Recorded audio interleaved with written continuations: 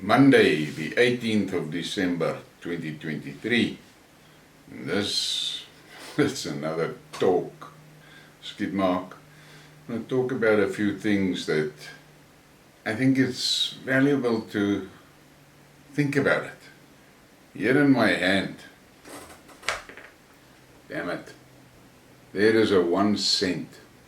It's a cent that I picked up in the parking area at one of the malls.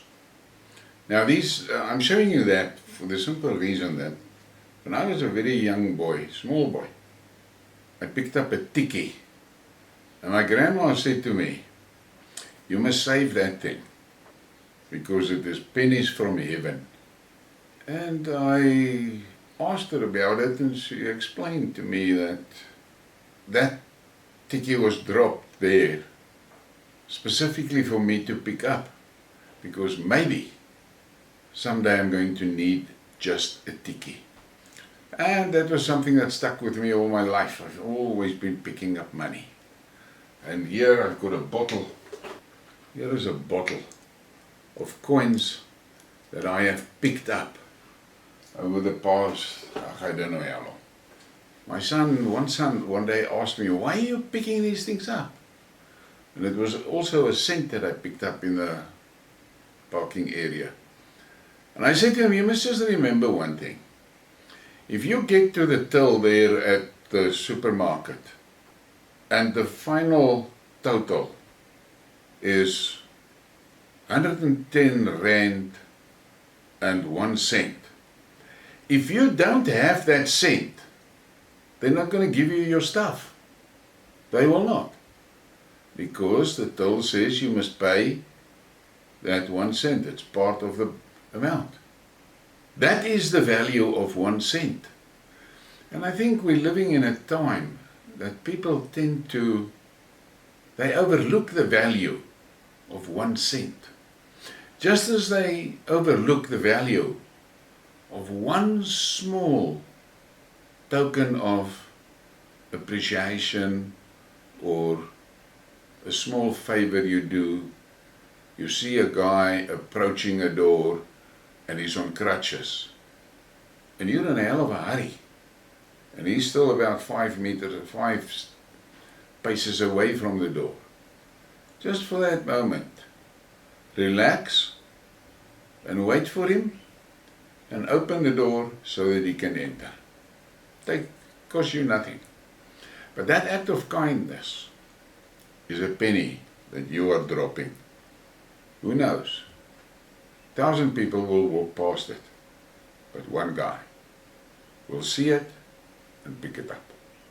And this is the problem which we have. We have a tendency to overlook those small things, those insignificant things. And I have a funny feeling it's going to cost us dearly. Just as that 1 cent could make the difference between you taking your goods or having to pack something out or leave the whole basket. One small thing could make the difference between winning or losing. And we need to pay attention to that, because the universe, yes, and I call it the universe, you can call it whatever you like and whatever suits you. I know what it is, but I'm calling it the universe purely for the reason that I'm not in the mood for an argument. Your idea of the universe and my idea of the universe may differ, and it is right. But there is people that are so fanatical about their idea of the universe that they see everybody that do not agree with that idea as a rebel. To me, that's quite arrogant. Because I'm sitting here and I'm telling you things, and I've got really zero guarantee that my belief is correct. But I'm telling you what works for me. The onus is on you to find what works for you. Because in the end, as I said in a previous Skidmark, the most important thing that you have to strive for is inner peace. That is what you must strive for. How you achieve it, that is your personal thing. It's got nothing to do with me. Somebody asked me in a comment, do I meditate? And I said, look, to me meditation is second nature. I do not take a specific time and say, now I'm going to meditate. Meditation is second nature to me. And I do get those moments when I feel compelled to record it for you and share it with you. Like this morning as I was sorting my desk out, I saw that scent that I have picked up. And I have picked up coins like that has been so battered by passing traffic and passing feet and things like that. And then I pick it up and I think to myself, how many people has gone past that opportunity? Think about that. We are living in a time where nothing is certain anymore. And we are absolutely surrounded by chaos. There's no other word for it. And the chaos is overwhelming a lot of people. And you are seeing it.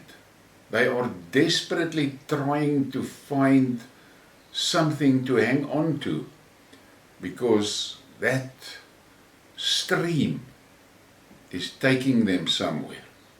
They're not sure where, but they're also not sure whether they can survive.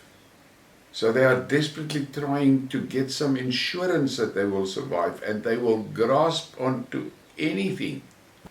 They may grasp onto a passing log, but just be careful. You might be grasping onto a fucking crocodile. Be careful. Think about these things.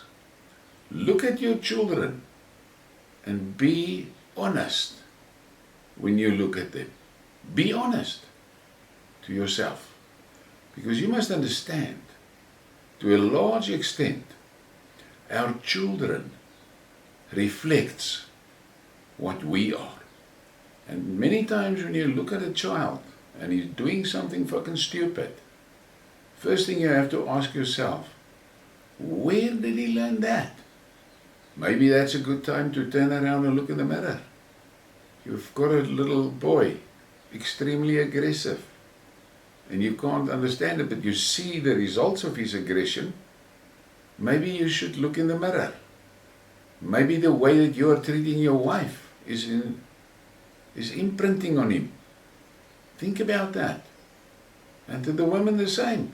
Maybe the way that you disrespect your husband is showing your daughter how to go forward. And in 20 years' time, you see her on the fucking front page. And she's there, a major feminist and all of that cuck.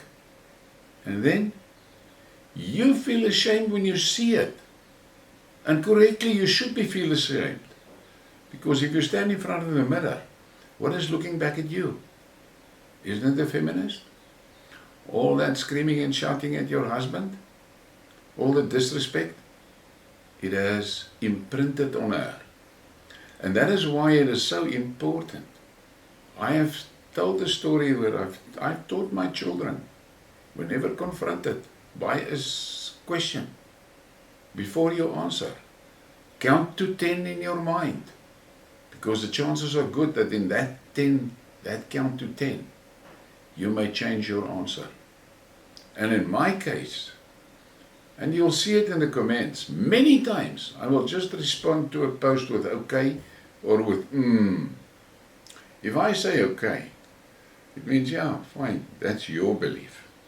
I don't agree with it, but I take note of it. And if I say it means exactly what it means. That's all you're going to get from me. You can come back with 20 more posts. You'll get nothing more from me. Because there's nothing for me to say. And this is unfortunately a big fucking problem. There are people that cannot accept that the last word has been spoken. No, they fucking want to get another one in. And we see the results. We see it all over. And then another thing that you must be very careful of, especially on the social media groups.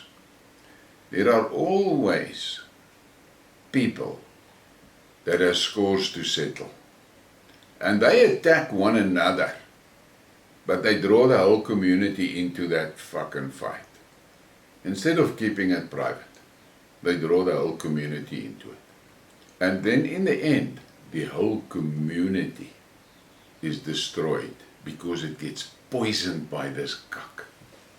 And what is most disturbing is when those fights usually starts with something that has got absolutely fuck all to do with the community.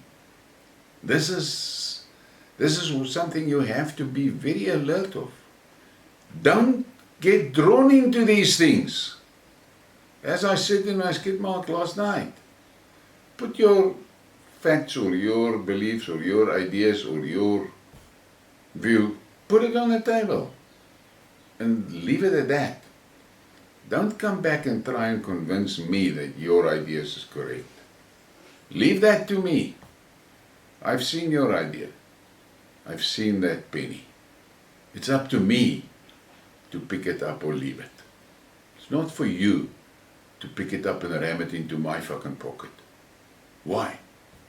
But we have to focus on our own conduct, because our conduct can influence other people. And the most dangerous thing is, our conduct will definitely imprint on our children. We have to be aware of that. So, this is what I want to say about pennies from heaven. Think about that. Please give me a like and a subscribe and share the thing. Thank you for your support.